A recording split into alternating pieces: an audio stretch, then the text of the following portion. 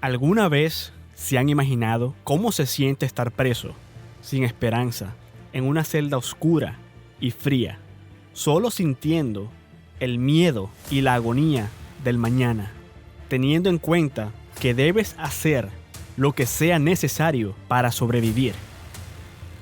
Esta es la historia de Wayne Davidson, que estuvo condenado a servir 32 años de prisión, 8 de los cuales fueron en la histórica prisión Brushy Mountain, en los Estados Unidos.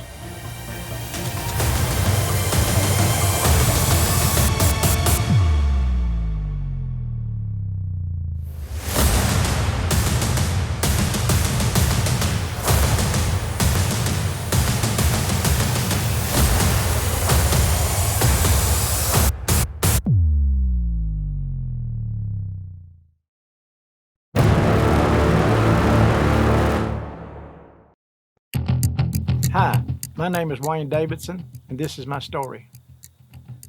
I remember when I was 8 or 9 years old, I happened to be from a family that they taught their kids how to steal.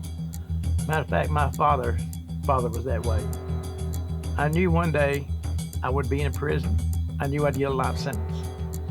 He also made moonshine. When I'm 8 and 9 years old, I'm carrying water a mile and a half over the mountain to make the liquor. And when he ran the liquor, I'm carrying the liquor back to the vehicle.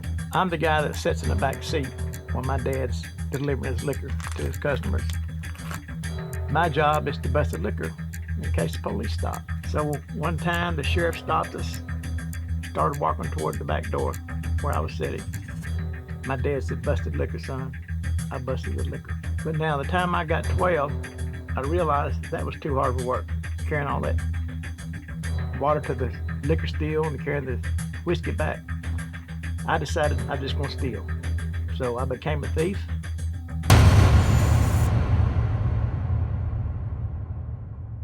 My brother was in jail in my hometown. He asked me to help him escape. So one night I went to the county jail. There's a tree, a cedar tree. I climbed the cedar tree, got on top of the jailhouse on the second floor.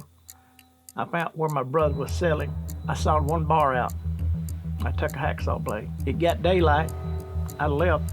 I told him I would be back in the morning. So in the morning, probably about 2 o'clock in the morning, I started up the tree. I had a hacksaw blade. I got probably 5 feet up. Sheriff, big guy, wrestling got me, slammed me to the ground. "Come here, you son of a bitch." He caught me.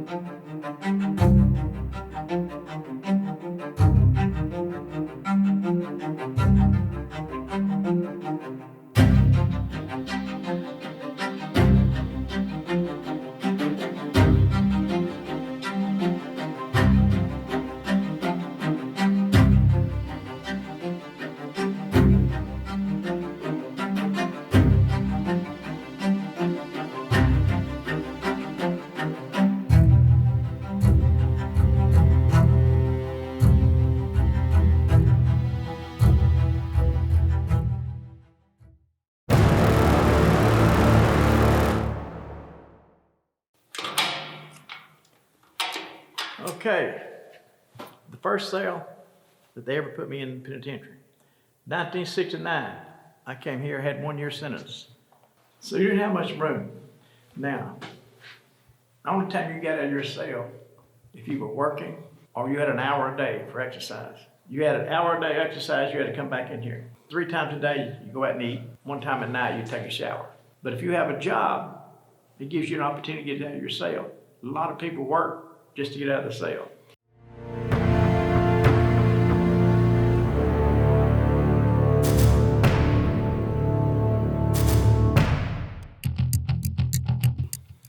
How was your first day? Your very first day in prison? First day, I was sort of scared. I didn't know what to expect. The guard that brought me to prison, he gave me some pointers on the way up here. He said, when you get to Brushy Mountain, do not walk up to a guard and start talking to him. You're not allowed to do that. He said, if you want to talk to an officer, he said you had to get permission and take 1 or 2 inmates with you. If not, they think you were telling on anybody. Please do not look one in the eye when you're talking to him unless he gives you permission. If you look at that officer in the eye, he's gonna whip you. There were other inmates trying to take advantage of you because you were young. Oh yeah, first time, like the fresh meat. Yeah, they knew at that time most inmates stayed locked up most of the time, and I knew that I had to survive somehow. I knew that I wasn't going to get involved with the gang. I knew I wasn't going to give the guards any problem or the inmates. And I definitely knew I wasn't going to be anybody's girlfriend. So I'm still a virgin. So you get how many sentences after that one? Probably 4 sentences. I left Tennessee after doing the first year. I went to Georgia. I'd done 7 years. Matter of fact, when I was in Georgia, I escaped 2 times down there. I had a couple of years added on to my sentence. I spent a couple of times in a hole, like the hole I showed you here. When I came back to Tennessee, I got convicted 2 or 3 more times. Finally, in 1985, I ended up getting a life sentence. They gave me a life sentence for burglary. That was the worst sentence? Worst sentence, life sentence.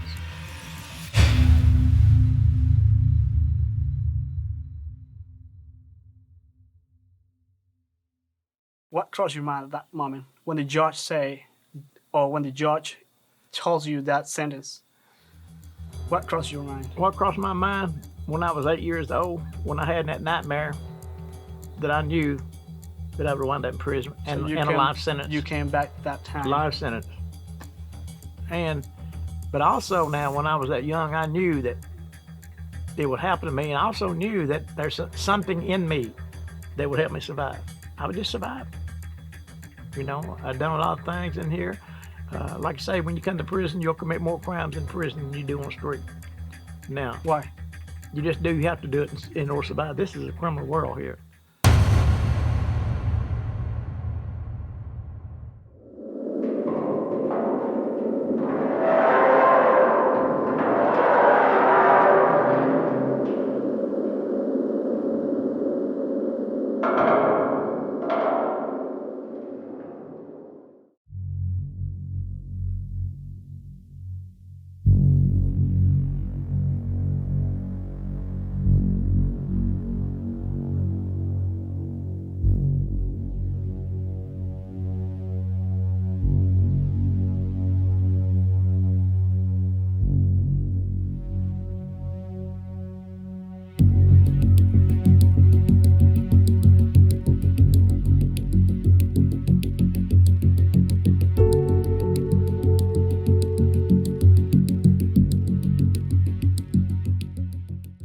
This 4 cells here is what we call the hole. They would put a prisoner in one of these cells, one man, to a steel bunk. They had no mattress, no blanket, no sheet, no pillow, nothing. Between 7 and 30 days, bread and water, 3 meals a day. If you stayed over 7 days, now you had no lights. If you stayed at least 7 days, it took you 2 or 3 days to get your eyesight back. You had 2 buckets, one for the bathroom and one for your drinking water. So you better keep up with your bucket.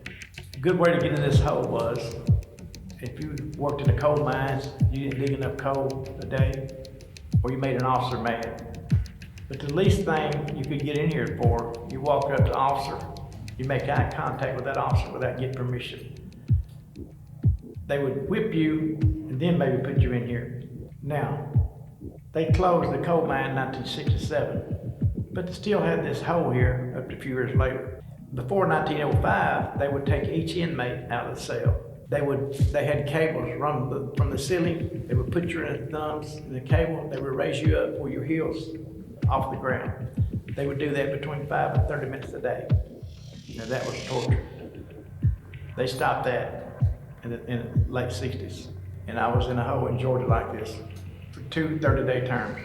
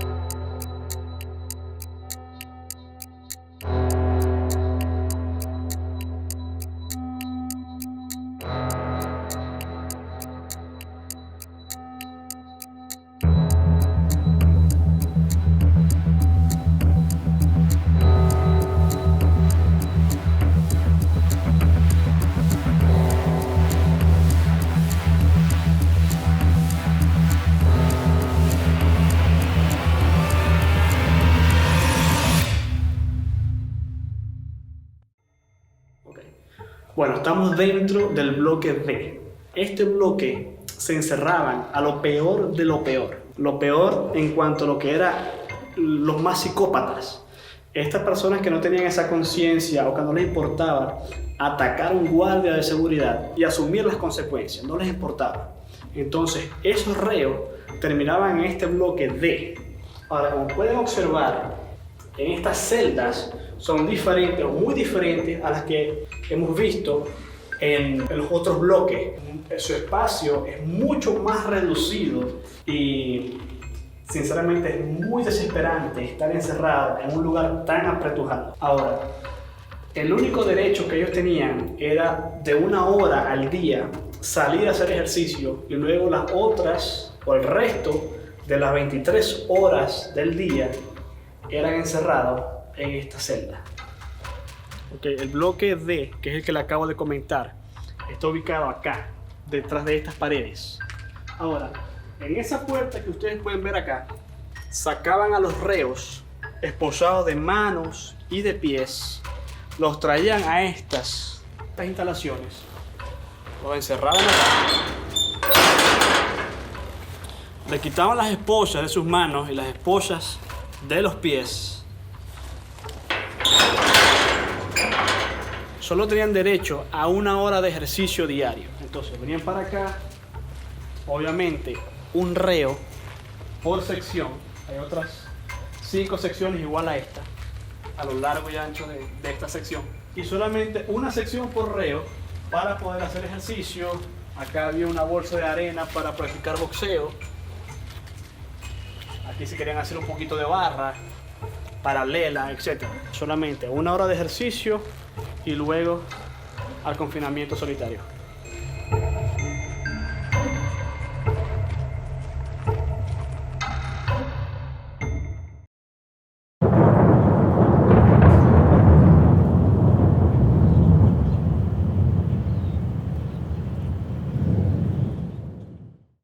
Good evening. The Reverend Dr. Martin Luther King, 39 years old and a Nobel Peace Prize winner, and the leader of the nonviolent civil rights movement in the United States, was assassinated in Memphis tonight. Good evening. Dr. Martin Luther King, the apostle of nonviolence in the civil rights movement, has been shot to death in Memphis, Tennessee. Police have issued an all-points bulletin for a well-dressed young white man seen running from the scene. Now let's talk about Martin Luther King murder. James Earl Ray. Right. So you met him. Right. How do you met him? I met him right after he come to the penitentiary in Nashville, but I got to know him here at Brushy Mountain. James Earl Ray. He was a nice guy. Yeah, he was nice. He got along there. Everybody, the guards liked him.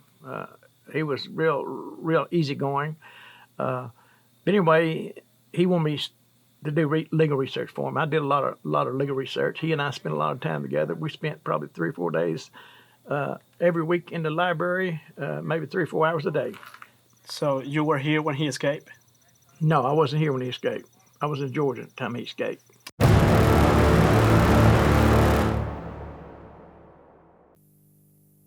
To 3,000 feet, and this is rough country.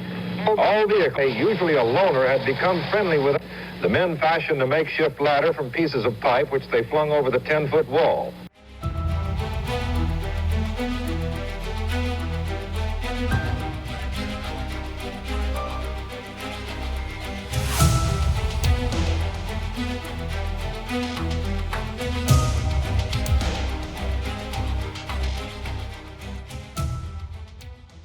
Entonces ya estamos en la parte posterior de la cárcel. Le voy a explicar cómo hizo James Earl Ray, el asesino de Martin Luther King, para escapar. En un descuido de los guardias de seguridad, él pudo llegar hasta acá, hasta el final de la cárcel, llegar a este muro, y él improvisó una escalera con unas tuberías y fue capaz de ensamblarla hasta acá. Ahora, él aprovechó eso porque el guardia que estaba en esa torre de allí, él solía leer el periódico y quedarse dormido. Por esa razón, James Earl Ray pudo llegar hasta acá y le dio tiempo suficiente de hacer esa escalera improvisada, escalar y saltarse el muro, y de esa manera pudo escapar de la cárcel. De nada le sirvió haber hecho todo eso, ya que alrededor de esta cárcel están llenas de montañas y montañas y más montañas en la parte de atrás. Así que 3 días después del escape de James Earl Ray, ahí lo pudieron conseguir.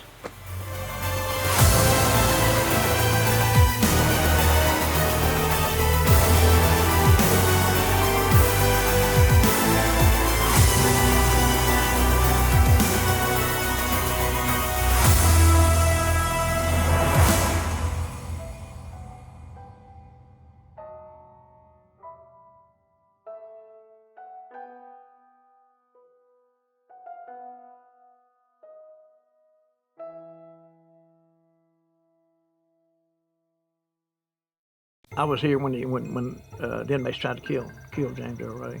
How was that experience? He and I were in the law library one day, and there's a gang. Some of the gang members, they belong to the Black Liberation Army. Half these guys belong to the Memphis mob. One day they wanted to kill James Earl Ray. For what he did to Martin Luther King? Yes. Or was something else? They want to kill him over killing Martin Luther King. So I'm in the library sitting at my desk. James Earl Ray standing 4 or 5 feet from me. The gang sent 3 inmates in to kill James Earl Ray. They're the last 3 that joined the gang. One of them had got out of prison before I knew him. He walked over to me. He said, "Look, man, don't get involved in this right here. We're going to kill this son of a bitch. I remember what you did for me. I like you." So they stabbed James Earl Ray 23 times. I'm praying that the guards would come and save him. Finally, the guards came over, and they thought he was dead. I did too. So they took him to the hospital, and he had to have a blood transfusion. During that transfusion, he got hepatitis. That's how James Earl Ray died. But the day that he was stabbed, prison administration locked me up and 3 other inmates that stabbed James Earl Ray. They charged all of us for stabbing James Earl Ray. That's what they do. But the next day, I get a letter from my friend through the grapevine. He tells me, we know what happened. You just keep quiet. We'll take care of that later on.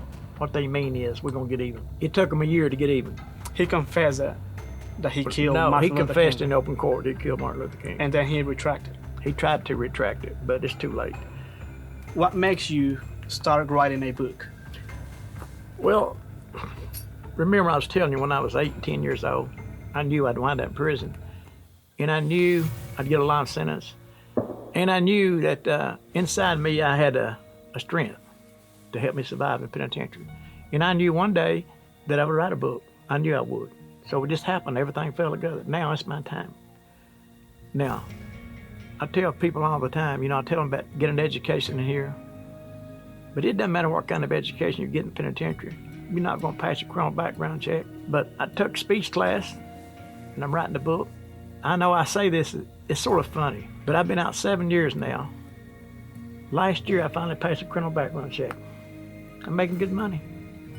You know how I passed a criminal background check? They need a criminal to work at the penitentiary. So Tell these stories. you choose to work here. Yeah, I mean, There's it's something that counseling. you- It's like counseling. It's I for your knew I would life. be here. So you have a life sentence. How do you get out of prison? Well, you get on parole. Parole is where that after so many years, they give you parole and they put you under certain conditions. Now, next year, I'm going to ask for clemency. So, I'm going to try to get off parole. Do you need to go to see an officer every? Yeah, I've got to go to parole officer. Right now, they've got me on minimum. I'm every year. So It used to be once a month. Now it's every year I have to go see the parole officer. Okay. Do you regret the crime that you made? I regret them, but I regret that I was raised up in a family that I didn't have much choice.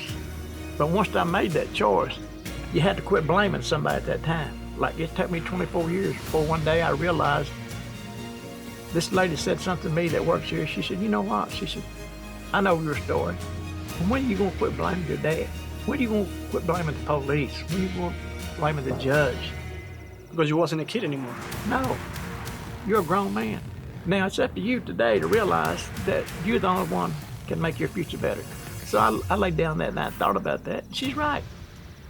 If you keep blaming somebody else for everything happening to you, your attitude never change. I'm here. I'm working and it's going to keep me out of prison.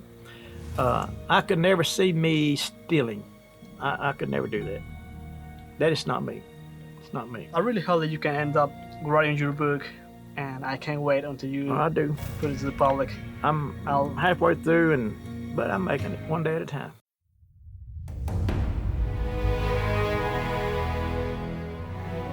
Hay una lección muy valiosa que he aprendido a través de esta experiencia. Y es que nunca es demasiado tarde para comenzar a hacer lo correcto.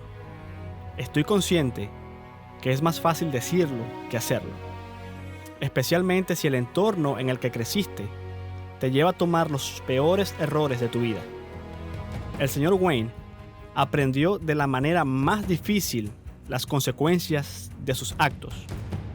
Y el día de hoy quiere usar sus experiencias de vida para incentivar a otros a continuar el camino correcto. Fue así como Wayne Davidson pudo ver la luz al final del túnel.